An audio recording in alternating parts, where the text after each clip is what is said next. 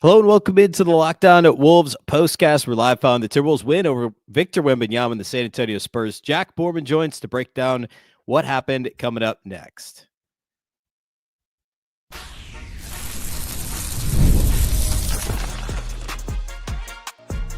You are Locked On Timberwolves, your daily Minnesota Timberwolves podcast. Part of the Locked On Podcast Network, your team every day.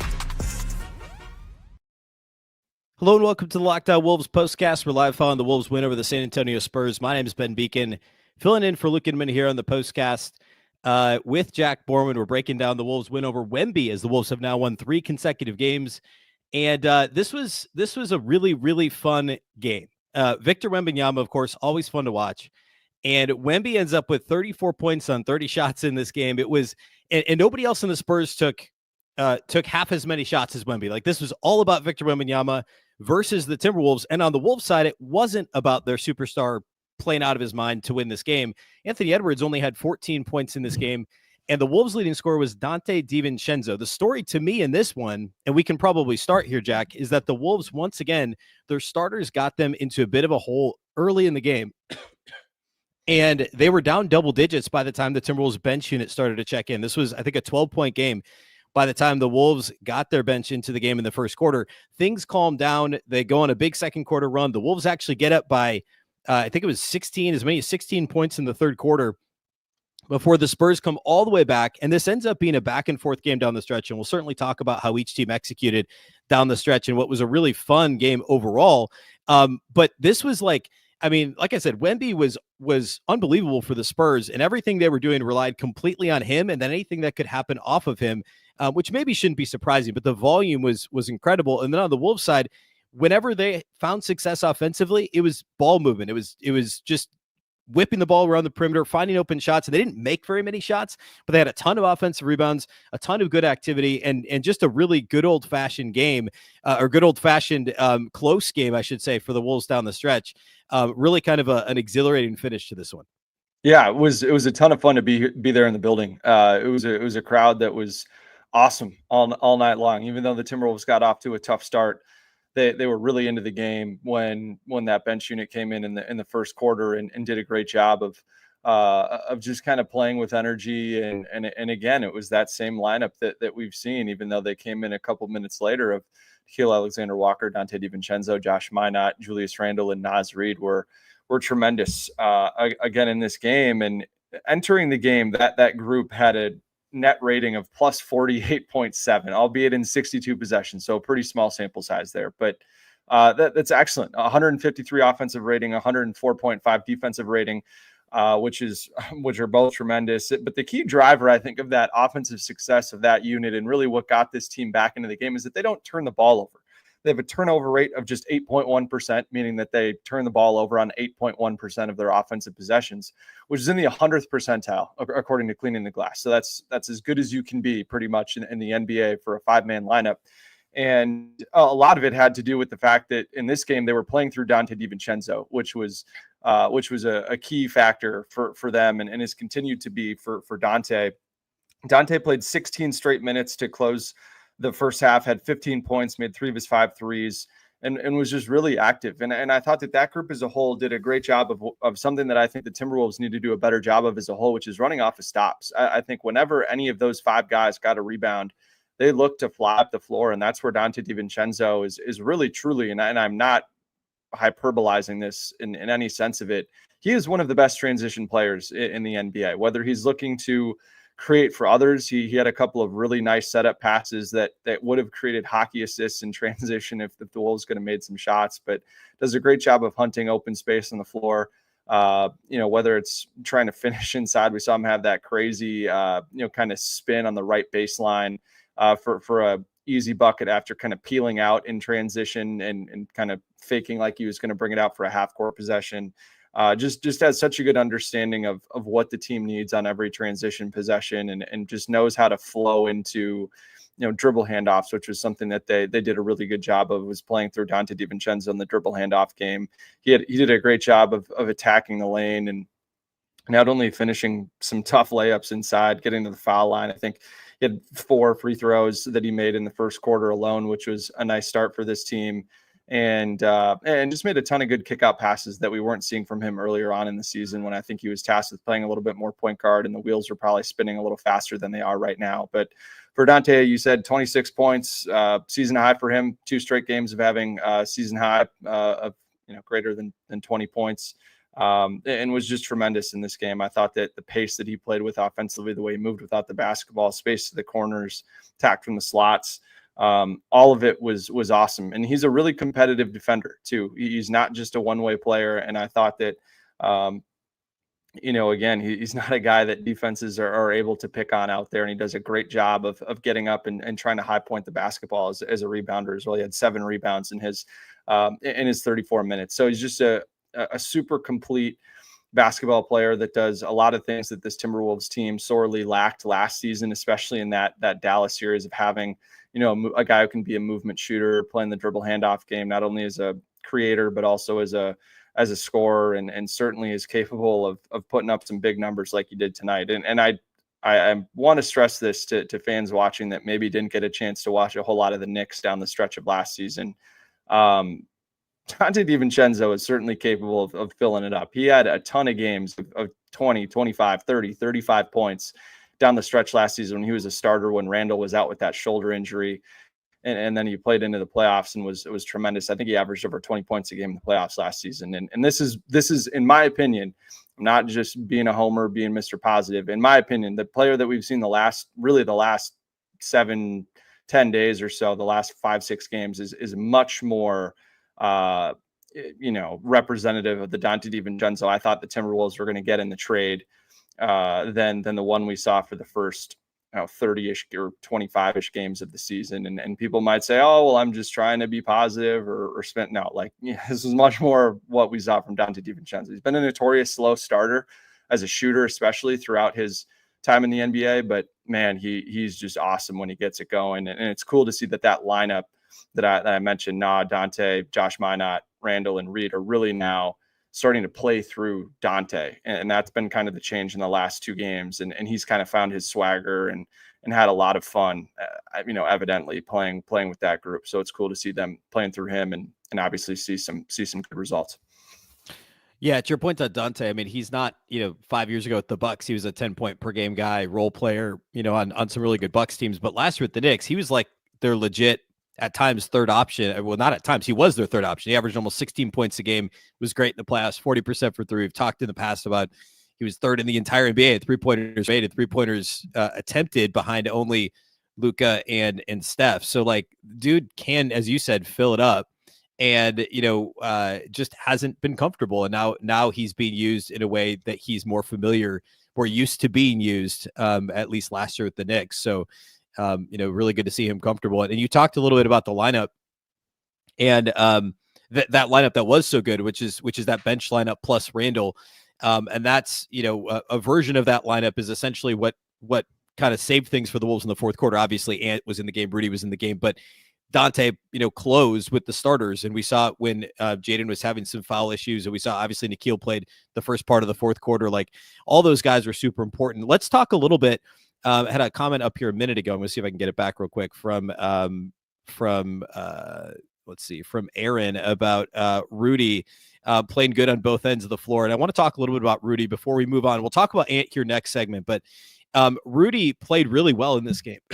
Excuse me. And the overall, box score line for him, 17 points, 15 rebounds, 6 of 12 shooting. They had some concerted efforts to try and get him the ball. It's, in the paint, the 6 misses. He also had 11 offensive rebounds. A lot of those were on his own misses, but his activity level against, his countrymen in Wemby, and his impact, roaming, essentially playing that free safety role defensively in the second quarter, when the Spurs only scored 12 points. I think they were stuck on 7 points until there were about 2 minutes left in the second quarter, 3 minutes left in the second quarter.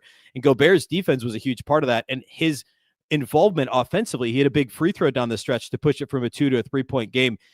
He had a really solid game on both ends of the floor for the Wolves. Yeah, he sure did. And it was really fun to see him, really, I think, kind of take the good vibes that we saw at the start of the kind of end of the first quarter, start of the second quarter, and just completely run with them on both ends of the floor. It was one of those classic Rudy Gobert games where he just completely controlled the paint on both ends of the floor and did an excellent job of on the defensive end of just preventing San Antonio from getting into the lane and being able to get anything easy inside. And obviously it was helpful that the Wolves weren't really letting San Antonio get into transition either.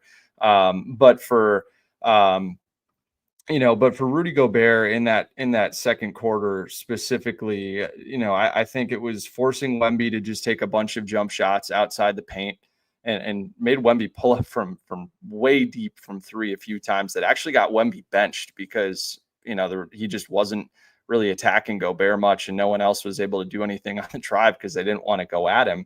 And then he had a huge block. I'm drawing a blank on who he blocked, but it was a huge block that went out and led to a bucket on the other end that got the crowd totally into the game. And then from there, the Timberwolves got into a lineup that had Jaden McDaniels playing at the 4. And I thought I think it was it Mike Conley?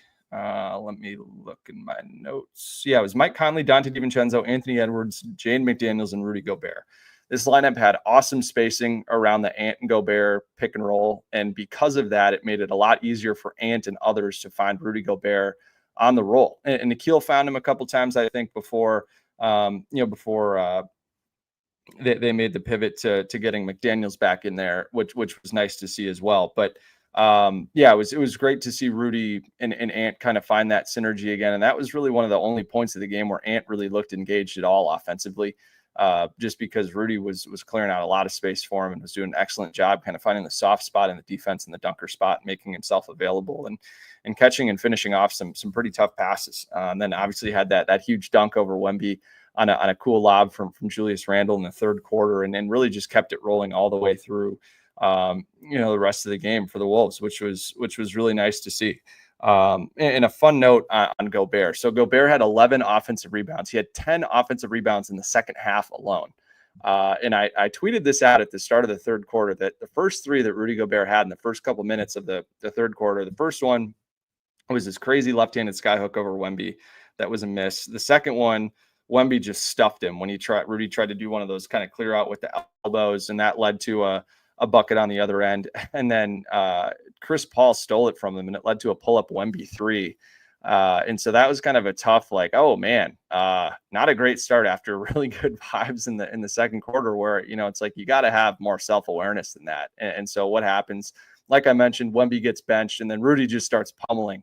I think it was Zach Collins that came in for him, and Rudy was just dominating on the offensive glass. And the way that he made every single defensive rebound difficult for them really made it tough for San Antonio to get out and run and transition, which I thought was really important as well. And I think when he can impose himself on the glass the way that he did and makes it tough and forces the opponent to have to send 2, sometimes 3 guys at him on the defensive glass, is just going to create so many more opportunities for guys like Jaden McDaniels or Dante DiVincenzo or maybe even Anthony Edwards to get in there and crash the offensive glass as well. And I think that's kind of a way that the Timberwolves haven't gotten a chance to kind of create some easy buckets for themselves that could really help, especially when they're playing against smaller lineups.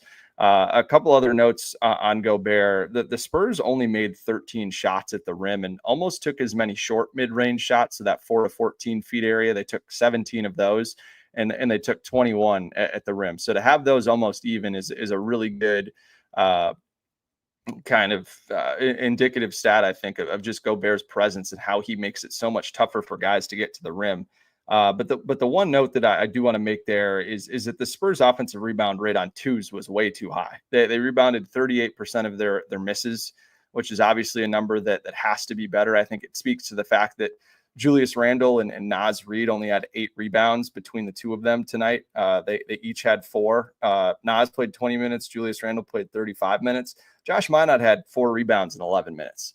I think it's just about everyone making a more concerted effort to rebound behind him. I thought Jaden McDaniels, he had his second double-double of the season tonight, second double-double of his career tonight. And I thought he did an excellent job of blocking out Wembanyama, even though his three-point shot was not falling. We'll get into it a little bit later. He did a great job of finding other ways to impact the game, blocking out on the glass, creating opportunities for other guys to get rebounds and fly up the floor with it, which was great to see. And then last thing on Gobert. 11 offensive rebounds. He's the first player to have 10 or more offensive rebounds in a game since Ivica Zubac did it, I believe, on November 27th of 2022. So first time in a little more than 2 years. It was the second game of Gobert's career that he's had at least 10 offensive rebounds in a game. And remember, I don't have the ability, using StatHead is what I found that through. I don't have the ability to filter to a half, but I can imagine that there's only maybe, at least in my lifetime, in the last 26, 27 years, there's probably only 10 times that's happened, that someone's had 10 offensive rebounds and a half. So pretty impressive from Rudy. Well, you talked a little bit about the Timberwolves' activity overall in the offensive glass, and there was one play. It was a pivotal play in the fourth quarter. I don't remember exactly how much time was left, but where I think either Randall or Ant missed a shot, and Dante came in and tried to tip it in, and I think got credit for an offensive rebound and missed it. And then Rudy kind of in the wake of it, because the Spurs had to rotate to try and stop Dante from scoring. Rudy gets the rebound and a dunk. There were a couple of those where the Wolves just, it's funny because you talked about some of their issues on the defensive glass, which has kind of been an up and down thing all year, that they almost had a more concerted effort on the offensive glass than they typically would against a team like the Spurs. More corner crashes, just kind of more, you saw a couple guys get their own misses, get offensive rebounds. It's almost like they're realizing, hey, we can, depending on who the opponent is certainly part of the game plan of like, hey, look, we can pick up some easy offensive scores, some easy offensive possessions here by actually crashing the glass, even if it's not always a part of our identity. And then of course on the defensive glass, they give up some easy rebounds to the Spurs. But interesting to see that kind of crop up on offense. I want to talk about Anthony Edwards' performance. We'll do that here next.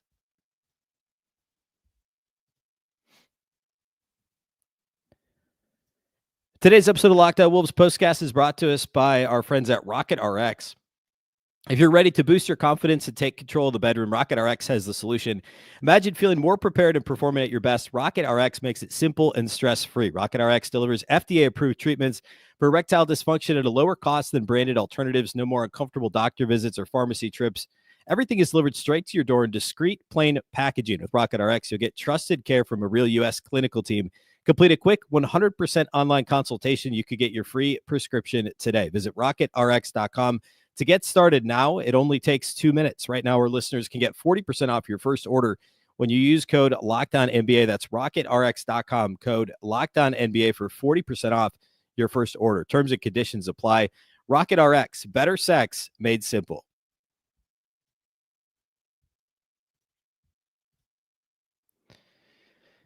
All right, so Anthony Edwards in this game only ends up scoring 14 points on 20 shots. He's just 1 of 9. Excuse me, just 1 of 9 outside the arc. He's 5 of 11 on 2-point attempts and only gets to the free throw line for 1 attempt. He does have 8 rebounds, 4 assists, only 2 turnovers in this game. He just wasn't that involved in the first half. I think it was really just a lack of attempts.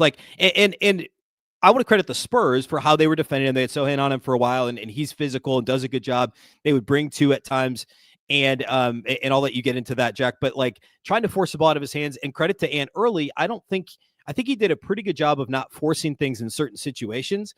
But there were other times where I thought he was a little indecisive, and we've seen this at times from him in the past, where if he just gets it and goes, or gets it and shoots, and he hasn't typically been shy about a quick trigger from 3 this year, but it's almost like he wanted to drive more in this game, but was a little bit hesitant. And he did have some nice playmaking, some nice passes to create offense for others. But then when he decided to try and be more assertive later in the game, it just bogged down the Wolves offense. There was less ball movement, and he still couldn't make shots. So he ended up shooting, like I said, 1 of 9 from 3, 6 of 20 overall from the field, just 14 points for Ant in this game. What'd you see out of his performance overall in this one? Yeah, I thought that it was pretty disappointing, frankly. I think, for Ant, Ant had, two pretty good games in the last 2 games that he had played, despite turning it over 7 times between those 2 games. But had 3 games before that where he just looked pretty lethargic and out of the game, and wasn't really into the game. I thought he just never really played himself into it. He was pretty passive in the first quarters, and then tried to, use his playmaking to get his scoring going. And for someone like Ant with his explosive scoring potential, that's just kind of a backwards way to go about it. And in this game, it was kind of more of that. I understood that in the first quarter, the Timberwolves were really trying to force switches to make sure that Chris Paul was on Jaden McDaniels so that Jaden McDaniels could attack Chris Paul, and for Julius Randle to get him some of those mid post ups against Harrison Barnes. And those two guys had 8 points, had 2 scores each, and played pretty well. But Ant didn't take a shot until like 4 or 5 minutes into this game. And I think that the problem for Ant was that he just kind of let all of his other teammates start taking the shots. And then by the time it was, the second quarter when he came in, it just, there just wasn't really a whole lot of energy from him offensively for him to get downhill and try to attack the rim, because like you said, there just wasn't a whole lot of opportunity for him to do that going against Wembanyama. And the thing for Ant that's been unfortunate is, like, in these games where he isn't making his 3 ball, it's just been tough for him to put up big scoring numbers. And this is a matchup between Anthony Edwards and Victor Wembanyama, 2 guys averaging the least amount of free throws among the guys who are averaging 25 points per game or more this season. And so I think for Ant, is trying to get him in lineups that have as much spacing as possible is going to be really important. I thought that lineup they played to close the first half, again, DiVincenzo, Conley, Ant, Jaden, and Rudy, really spaced the floor effectively around that Ant Gobert pick and roll. And I think that's more of a lineup that you could see more if Randall does end up getting traded for guys that aren't going to be in the rotation in the second half of the season. And I just really like that small adjustment from Chris Finch to try to get as much spacing around him so that he could attack the floor and get the ball moving. I thought that he did a really good job of getting off of it when the scoring wasn't there in that lineup in the late part of the second quarter. And that lineup was a huge reason why the Timberwolves were able to take that lead into halftime. I was really pleased with what we saw from them to close that first half. That lineup was a +8 in 6 minutes and 34 seconds of playing together. So I think for Ant, it's just about finding lineups that have as much spacing as possible for him and playing through him in those lineups and trying your best to, get Ant in the, situations where maybe you can catch a defender going under on a screen and maybe having him shoot a few more 3-pointers in that starting lineup. But there's just not a whole lot of spacing for him to work in that starting lineup. And I don't really know, frankly, how you can remedy that other than, him moving the ball and I guess trying to set screens for other guys to force switches, and then you can attack in isolation. But that's just not a super, it's just not a super sustainable way of playing for Ant, especially when you're with the starting lineup going against some of the starting lineups that we have in this league. So I think for Ant, there's just not a whole lot of viable solutions in that starting 5 if you're not going to start Naz. But I think Ant, when you're in lineups that are a little more spaced out, has to be a little bit more aggressive as a scorer. Yeah, I think your point about potentially a sign of things to come post Randall trade, I think that's something we can start paying attention to with the deadline now. I think within 6 weeks from now, what do the lineups without Randall look like? Or is there anything they're trying to do that Chris Finch is trying to get a look at with some of the other guys in the rotation? And I want to ask you here in a minute, I do want to ask you a question about Josh Minott, his increased minutes and how you think they maybe could find some additional minutes for him. But one other quick note on this one specifically, 3-point shooting. We kind of mentioned this off the top. It's been bad lately. And in this game, they were 11 of 44. That's 25%. We talked about Ants 1 for 9. We talked about Julius 0 for 7 from 3. Dante was the only guy that was decent. I guess Nikhil was 2 for 4, but everybody else made 0 or 1 threes. And of course, everyone except Rudy attempted at least 2 threes in this game that saw the floor. The Wolves overall this year, coming into this game, they were still 7th in the league in percentage and top 5 in terms of frequency for 3-point shooting. And something I've talked about a lot on Locked On Wolves is like, hey, a lot of this is going to bounce back. Like we know Mike Conley's, his floater's not dropping this year. There's certainly some signs of, aging with Mike Conley, but did he go from a 42% shooter to a 34% shooter? Probably not. He was 36% coming into this game. Is Naz Reid going to improve a little bit? Probably. Is Dante going to improve a little bit? Yes. But overall, like anything we can attribute the recent 3-point issues to, is it somewhat random variance? Is it partly related to opponent? Is it partly related to game plan or lack of ball movement? To me, I think it's more variance than anything else. And the Wolves are still kind of fighting through that early this season, but also at times a lack of ball movement. And I'm not too worried about guys like Conley and Naz and Dante when it, longer term. It's more the guys, it's more like Jaden, right? Like Jaden can't shoot 32% from three. He had a ton of wide open looks that he missed in this game. But what's your take on the Wolves' continued 3-point issues here of late? Yeah, I think for me, the biggest thing with them is just how inconsistent it's been. I think that's just been the tough thing to bank on. The Timberwolves at the start of the season did such a great job of generating a ton of threes and making a ton of threes at a really high clip, and then just kind of fell off as a lot of guys went into shooting slumps. And I think all you can do if you're the Timberwolves is just do what you can to continue to create as many of these wide open shots as they have.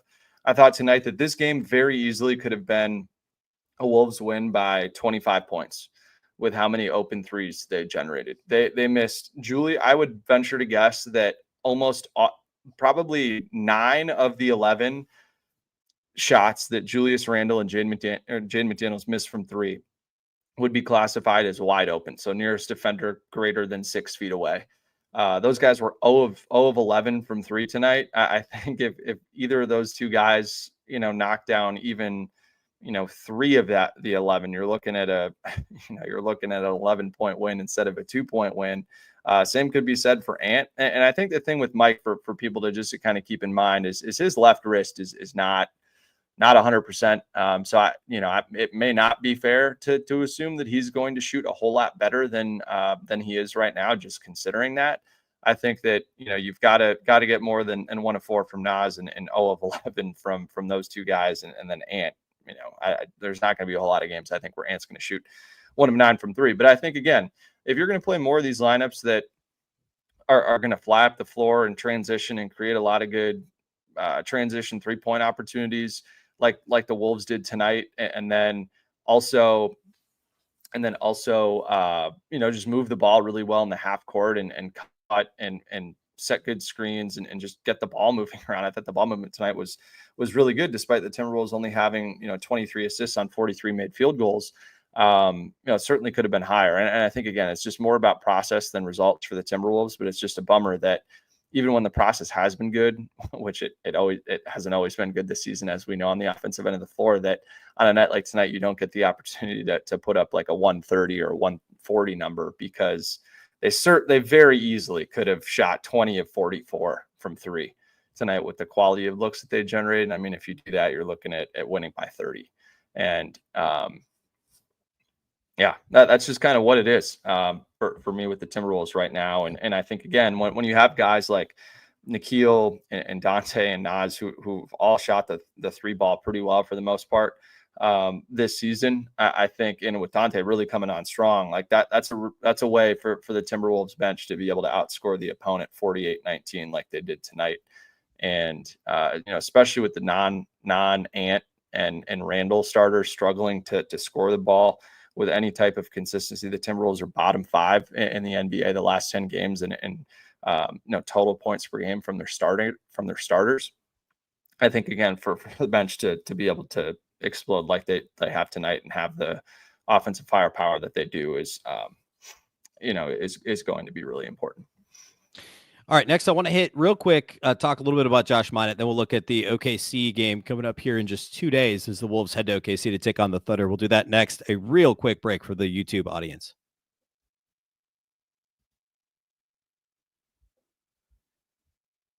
All right, so of late, Josh Minott has seen himself kind of sort of solidify himself as the 9th player in the Wolves rotation. Obviously, Rob Dillingham has been battling that ankle injury and was inactive for this game. But Minott's seen himself play kind of incrementally more minutes. Had a really nice game against the Rockets the other night. Had some great moments in the first half of this game too, against the Spurs. And I've talked for a while, Locked On Wolves, about how I think Josh Minott, I said this before last season, I think he was a really, really strong role player, kind of waiting for an opportunity. And last year, this was ultimately was a very deep team. Obviously trade deadline moves, et cetera. By the time the Wolves got to the playoffs, there was obviously no minutes for Josh Minott. We saw 2 years ago Chris Finch used him as like end of quarter situational defender type player. And now we're seeing him. This is the first time I think he's played double-digit rotation minutes this year, not including garbage time. And he put up 5 points. You mentioned the 4 rebounds in 11 minutes, knocked down a 3. He's also had a couple of misses, like just missed blockouts. He needs to rebound and get stocks and stuff. That's what he's in the game for. And each of the last 2 games, he's had a couple of kind of, he just whiffed on a defensive rebound that he's got to secure if he wants to keep getting these minutes. My biggest thing is, where is he going to find these minutes? Like, it's easier to find, crunch time minutes for Dante if he can play instead of Mike Conley. Like, that's one thing. But where do the actual minutes come from for Minott? Because you don't want to take them from Naz. You don't really want to take them. They're ultimately maybe going to come from Julius Randle. But in the short term, where do they kind of siphon off a few minutes here and there to expand Josh Minott's role? Because I think his energy level, his ability to get stocks, what I like to say is do stuff ability, what he brings to the table as kind of a connectivity type guy. How are they going to find minutes for him to continue doing that here in the short term?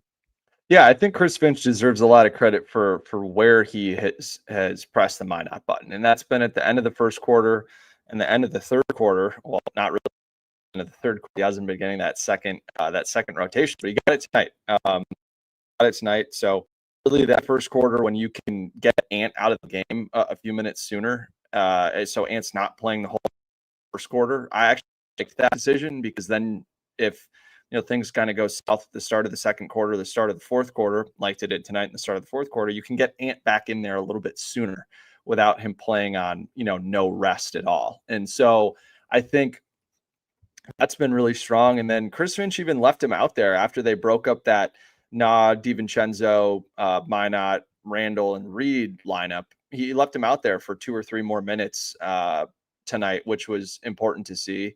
And then I just think, he's a guy where, maybe if it's not Nikhil's night and Jaden's struggling or Jaden's in foul trouble, you can play it there. But again, I think the Timberwolves starters have been playing pretty heavy minutes for the entirety of the season, and their top 8 in the rotation have played a lot of minutes despite them not playing super well.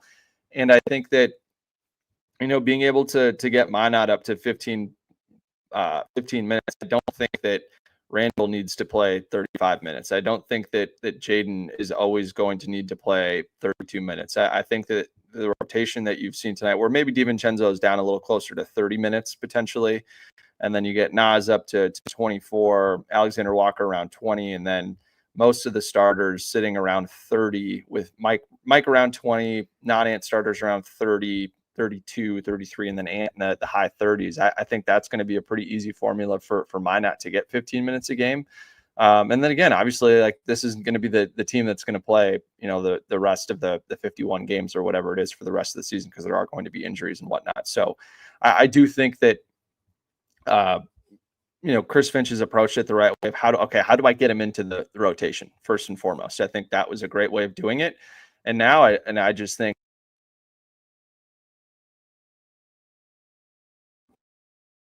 how you expand his minutes now is just for Chris Finch to just kind of play the hot hand a little bit in terms of, okay, do I want to go to Nikhil here? Do I want to go to Jaden here? Do I want to steal a few more minutes for Randle or DiVincenzo? And I think Minott has played himself into that kind of crew of, I guess that you could call the hot hand crew, if you will, where, DiVincenzo is firmly in there now, with him playing 34 minutes tonight, playing 16 consecutive minutes in the first half, closing over Mike. And then obviously the kind of non-stars, Randle, McDaniels, Alexander Walker, Reed are all guys. Chris Finch is going to kind of increase and lower their minutes based on, how well they're playing that night or who the opponent is. So I think that's how you kind of get him from the 10, 12 minutes he's at now up to the maybe mid to high teens. All right, Wolves are in OKC for New Year's Eve. Real quickly, let's look at that matchup against the Thunder. It's the first time the Wolves have seen OKC this season. Is that true? I think it is, right? Yeah. Did they come to Target Center once? No, they haven't. No, okay. They haven't. I was going to say, I was pretty sure, and weird for a divisional opponent that we made it all the way to New Year's Eve before the Wolves see OKC. Of course, they've been outstanding. They won again tonight. And, since Minnesota native Chet Holmgren got hurt, Isaiah Hartenstein's been playing career high in minutes and career highs everywhere else, scoring, rebounding, etc. For them, it was just a plug and play. And we'll see down the road. The question everyone was asking before the season is how those guys would play together. And, what Dagno is able to do with the multiple big lineups, similar but different questions that people had for the Wolves last year. But as of right now, in this particular matchup, this is a really formidable test for Minnesota. And what's your biggest key when we get Wolves Thunder here on Tuesday night? Yeah, I think the biggest key is just trying to slow down Shai Gilgeous-Alexander. I mean, he's been tremendous for the most part of the season, but you look at the rest of the Thunder around them. I mean, only 3 healthy players in the rotation are in double figures, including SGA, double figure scoring per game. So I think the more that you can shift the onus on Jalen Williams, Lou Dort, Isaiah Joe, players like that, Cason Wallace, Aaron Wiggins, guys like that, to be able to be more score or have to score more if SGA is struggling. I think that's the number one key for me. Just because I think, if you can kind of turn SGA's water off, he's not a guy that I think impacts the game in a lot of ways other than scoring. I think everything that he does starts with scoring and everything else comes off of that. And so the Wolves are very well equipped to slow down SGA between Jaden, Nah, and even Dante. I think is a guy that can competitively get in there, or Minott. Let's say Jaden McDaniels gets in foul trouble, I wouldn't be surprised if Minott could see more extended run and get Minott in there to try to guard Jalen Williams or something like that.